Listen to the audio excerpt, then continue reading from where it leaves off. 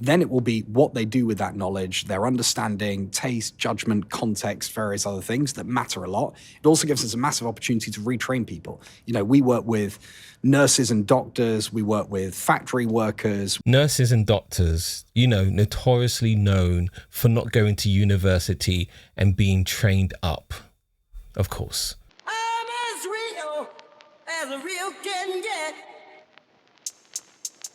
What you see? Buongiorno freaks and geeks, welcome back to the channel. So let's talk Euan Blair, son of famous war criminal and butcher of Baghdad, Tony Blair. Every door in British society kicked off its hinges before Euan even said a single word.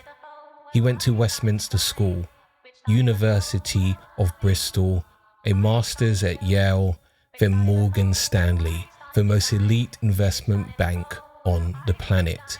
And now he sits on a company valued at $2 billion that's never turned a profit.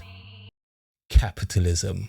Now this demon is one of the loudest voices in Britain, telling working class children that they don't need to go to university, that they should do an apprenticeship and work in companies owned by people like him forever instead. Kids, do what you want. Go to university, do an apprenticeship. I don't care. I just want society to be infinitely different. In 2016, Euan co-founded Multiverse. The pitch sounds brilliant. Apprenticeships that connect young people with real companies, real training, no debt. And on paper, it should be brilliant. But we live in late stage capitalism. The company recorded losses of £63.3 million in January 2026. Too big to fail. I had bailiffs banging on my door for a £70 unpaid parking ticket. Where is the justice? And now Channel 4 is inviting him on to discuss having a revolutionary mind. I will press play on the video now, but before I do, please don't forget to hit the buttons for like, subscribe, and tell me down below, is it better to attend Multiverse? Building an outstanding alternative to university. Because that was something profound that meant something that could elevate apprenticeships to where they needed to be. Or watch Prager University. I want to be happy, and I want to be happy for me. Hello and welcome to Ways to Change the World. I'm Krishnan Giri-Murthy, and this is the podcast where we talk to extraordinary people about the big ideas in their lives and the events that have helped shape them. So Channel 4 is saying this platform is to meet extraordinary people, and they are going to bring to the stage Euan Blair. Just sit with that for a moment. What the hell has he done that's extraordinary, that hasn't involved manifesting coming out of the nutsack of a war criminal? Answers down in the comments, please. My guest today believes we're heading for the biggest shake-up in the world of work for generations. As AI redefines our jobs, he argues our education system is no longer fit for purpose, and the traditional path from school to university is failing young people. I don't know why I have to stress this, but AI is not really artificial intelligence, it's just machine learning. There's no computer out there that is operating like Iron Man's Jarvis. You are running out of both time and options. It just doesn't exist.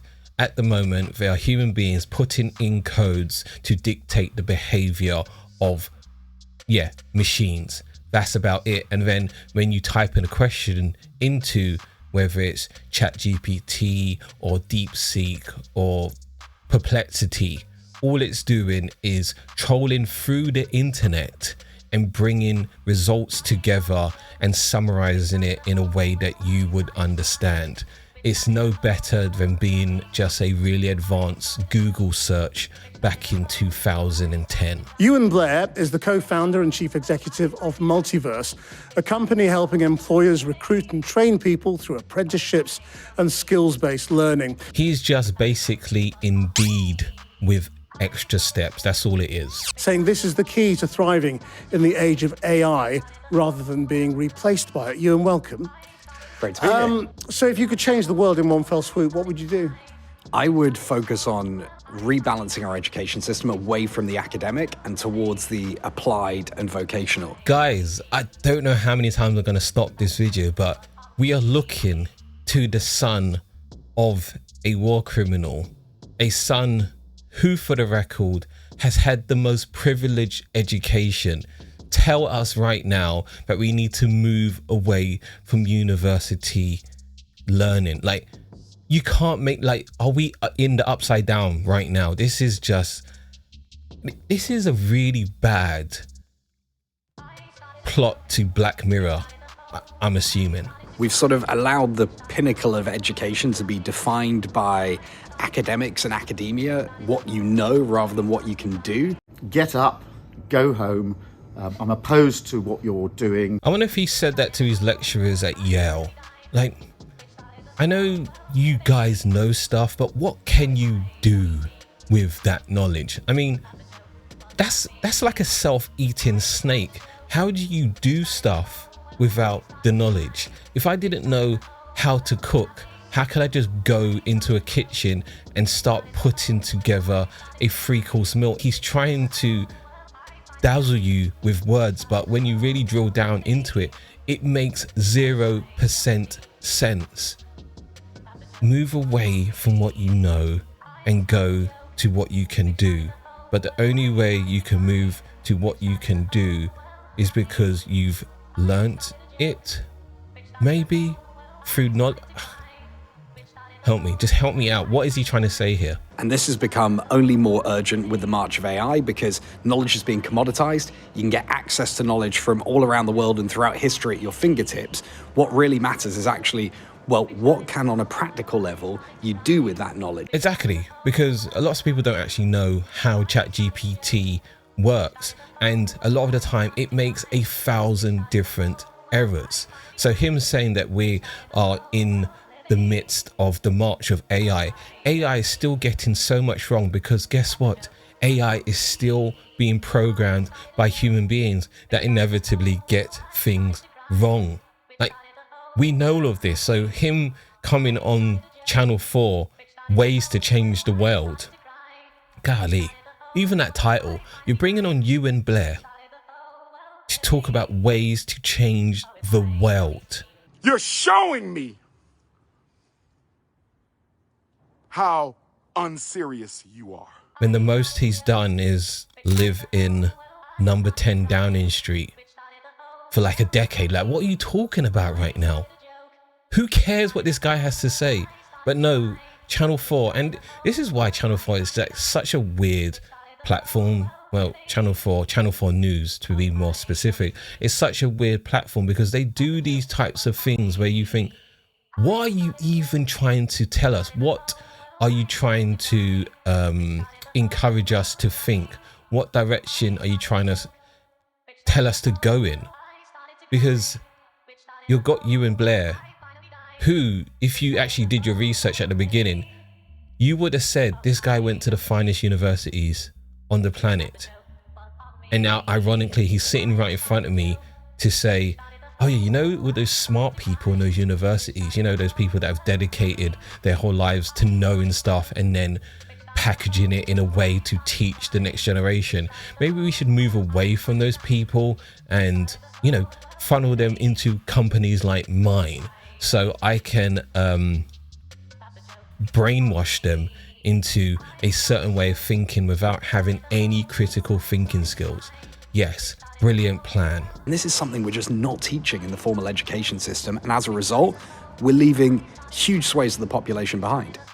I mean, so what are the skills that you are filling in? I mean, Multiverse has got contracts with huge numbers of public sector, private sector, different countries. I mean, are you training people to use AI now? And do you think he really got those contracts because his company does anything of value or smarter than any of the other 1,000 companies that do it? No, it's because his father is a demon and he probably threatened those contractors with planting WMDs in their premises and then they'll have to be bombed or something. Like, why are we sitting here acting as if multiverse, again, like, why do you call it multiverse? Like, what is that? What does that even mean? But anyway, why are we sitting here pretending like multiverse is something so revolutionary, something no one ever thought of, when it's making just so much losses? We are. Because how long will those skills last? Well, so some things I think are fairly universal. Problem solving, judgment, taste, all of these things, and then actually dealing with the tool itself. But as AI tools become increasingly easy to use, the point is going to be, can you rebuild the way you work around those tools? And how do you maintain human agency and, importantly, human oversight over AI tooling? If you think of, many organizations are already beginning to implement and unleash agents on their kind of workforces. How do you make sure that these super intelligent agents are doing the things you want them to do? Again, they're not super intelligent. It's just machine learning. Like, of course, a computer can hold much more information and search the internet much more faster than us. But yeah, it's no more than that. And essentially his company, when he's saying his company teaches people how to use AI, he's basically created a cheat sheet for prompts to put into AI. It is no more complicated than that. And then the statement around, we're unleashing these super intelligent agents into our companies. How do we ensure human oversight over what they're doing? Indicates that AI cannot take over anyone's, well, this version of AI anyway, cannot take over anyone's jobs. The reason companies are employing more AI agents, as Euan put it, and getting rid of staff is because you don't have to pay the AI agent. It's a cost curbing measure, because we live under capitalism and they have to make as much money as possible. It's that simple. So what I'm hearing is that AI is, in the long run, well, actually AI in the short run is going to save people money, but in the long run it's going to cost you much more, because you're going to have to re-employ people to have oversight of those prompts you've put in, essentially. And this is where training people is the only way you're going to maintain human agency and oversight, but also kind of fill this adoption gap. MIT just released a report saying 95% of companies are seeing no meaningful difference in their P&L due to any of their AI initiatives. I don't know what P&L means. You should have maybe explained the acronym, but I definitely know what MIT is. And the last time I checked, it was a private university. I thought Euan was advocating moving away from universities, and now he's quoting a university in this very same interview. I guess nothing makes sense anymore. And that's because the challenge isn't the technology one, it's a human one of how do you basically implement and adopt this technology at scale. And you believe there are still going to be what we regard as entry-level jobs, do you, with those kind of fairly basic skills that you're equipping people with, because huge numbers of employers are reducing their postgraduate intake? AI giants are already warning, that they think the workforce is going to be decimated or more. Why is that funny? Okay, just to highlight once again, Euan Blair is saying he's equipping young people with skills to use AI. What could that be beyond a cheat sheet with a bunch of prompts on it? He's not going to teach them to code from scratch. So what exactly are you showing them in regards to using AI? I would love to know, please. What gives you the confidence that there is still a future for young people, learning the kinds of skills that you're training, rather than very advanced skills from very, very clever people who are, on the management training scheme and are going to rise? I'm going to let him answer, but I imagine it's going to be a bunch of fluff. If the AI giants have already come out and said, we're about to decimate the employment market, and actually licking their lips at it, and Euan Blair saying, oh yeah, I'm just giving them low-level AI skills. Everything that Euan Blair is offering is a grift and a short-term money spinner. There's nothing he can say right now that is going to convince me that he has a plan to tackle what the AI bubble is trying to do. Because remember, he's a massive fan of AI himself. So he's not going to really go against what the industry is saying. So why would he even attempt to answer this? So I don't think we end up in a situation where you have a small number of elites basically running all the jobs in the world and everyone else not working, at least certainly not in the near term. And the other thing is governments are going to regulate against that and try and take steps to make sure that doesn't happen. Nice pivot there. Of course, there's not going to be a future where all the tech giants run all the jobs and no one else is employed, because that's not how you extract wealth from the poorest people, especially as a millionaire and billionaire. Of course, they're going to need people to do even meaningless jobs so you can extract wages from them and just stockpile more and more money. But at the same time, Euan Blair's not actually answering that question head on. He's just saying, oh yeah, governments won't allow that. But what if governments do allow it? What would be your response then? I guess we'll never know. I think also at the moment, we're not really seeing a fallout in the employment market from AI. Much more what we're seeing is rising cost of employment and tricky macroeconomic environment that are putting a bit of a damper on hiring. Though we do speak to plenty of employers where they're basically saying we're more cautious about some of our future hiring plans because we think at the moment AI might mean we need fewer employees in the future. Yeah, I mentioned earlier in this video, of course they'll need fewer employees because they want the machines who they don't have to pay to do the majority of the work. But this machine learning model that we have right now makes mistakes. So you're inevitably going to have to hire people, maybe young people, or maybe older people who have fallen out of the employment market. You're going to need to hire them to keep a closer eye on so-called AI. And Euan knows this, I suspect, but he still needs to spin this yard within the context of this interview. Just by the way, he says, I've been talking to employers and they've mentioned that they may hire less people due to AI, but I still think that all these young people should come to my company and learn basic AI skills so I can get paid more.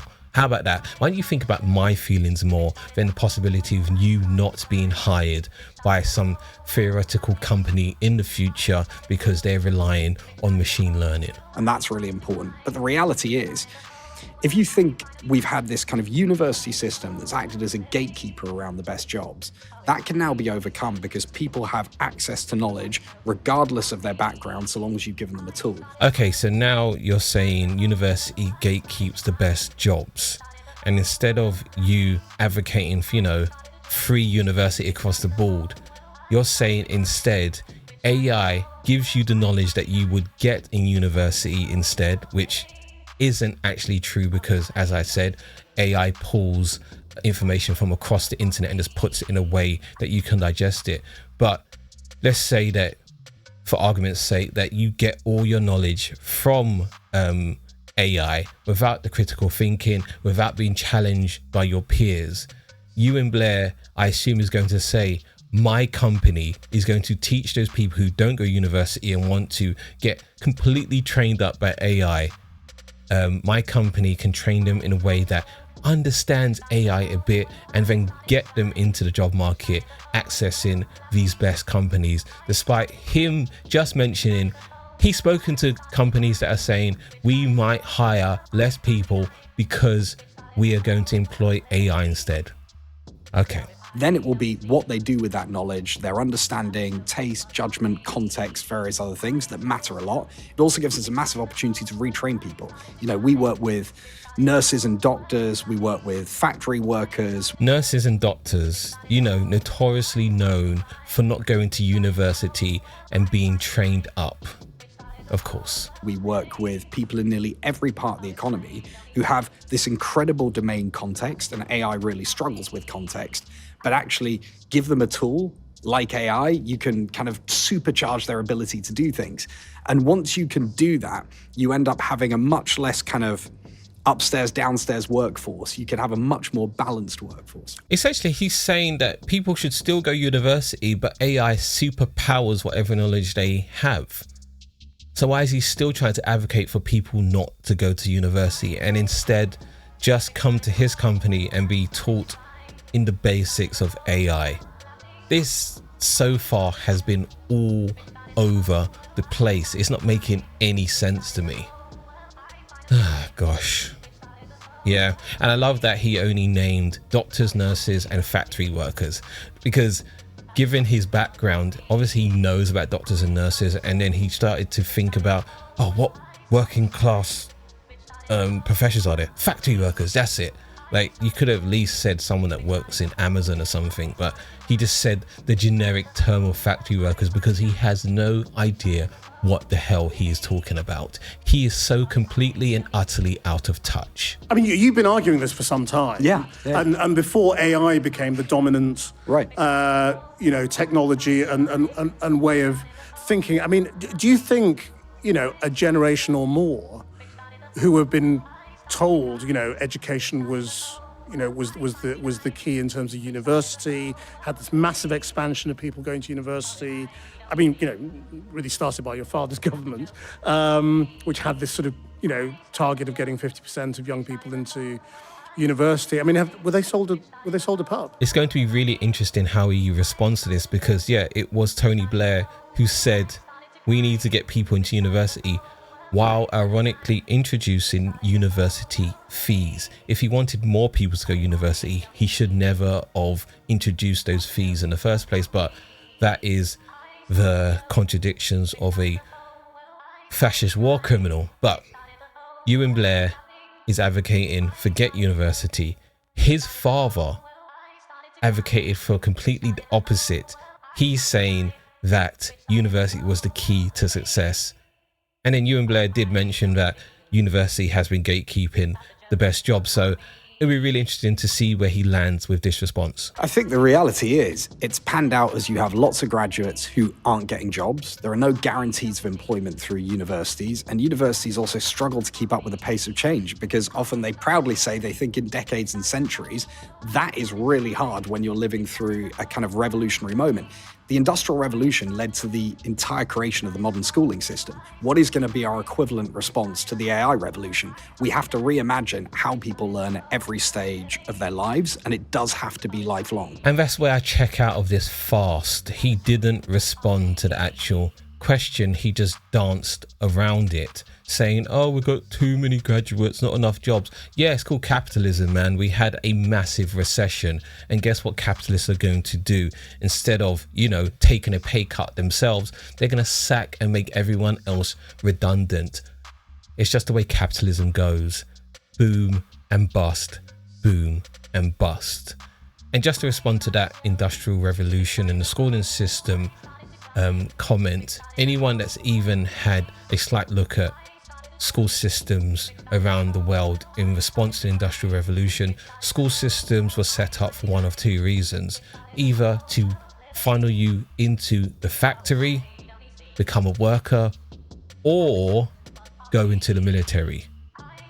Of course, that was for working class people, and then everyone else, the privileged few, who Euan is a part of, by the way, got to go to universities, and not just universities, but the best universities on the planet. So yeah, I'm going to stop here. If you want to go and watch that video, be my guest. I'm not putting a link down in the description because it should never have been recorded. The fixing education space is dominated by people who personally benefited from the most elite education money can buy, telling everyone else that the system they use to get ahead is now obsolete. Euan Blair is not fixing education, he is monetizing inequality. The UK government has been more than happy to funnel public apprenticeship money into private providers like Multiverse. The same government that's allowed state schools to crumble and loaded multiple generations with generational student debt. They continued a corrupt system, and now they're paying Euan Blair to fix it. I often think about whether Euan Blair genuinely believed university was a waste of time, if he actually thought apprenticeships were the superior path, and ask why didn't he do one. Then I remembered his father is Tony Blair, a lunatic that probably threatened him with Guantanamo Bay or a bullet in the back of the head if he didn't do those university things. Their kids get the degrees. Your kids get the app. Face it, Multiverse is no different from any other startup that promises to disrupt something they don't understand for people they've never met. The only difference is the last name. But that's what I think. What do you think? Please tell me down below. I would love to read it. If you stayed with me up to this point, thank you so much. I really appreciate the support. If you like audiobooks, I voice one on spotting red flags early in relationships. Link in the description below. And remember, once we understand politics, we will make better choices. Don't forget to hit the buttons for like, subscribe, and I will see you very, very soon. Ciao. I started a joke, which started the whole world. I started to cry, which started the whole world. I finally died, which started the whole world living. Oh, if I'd only seen that the joke was on me.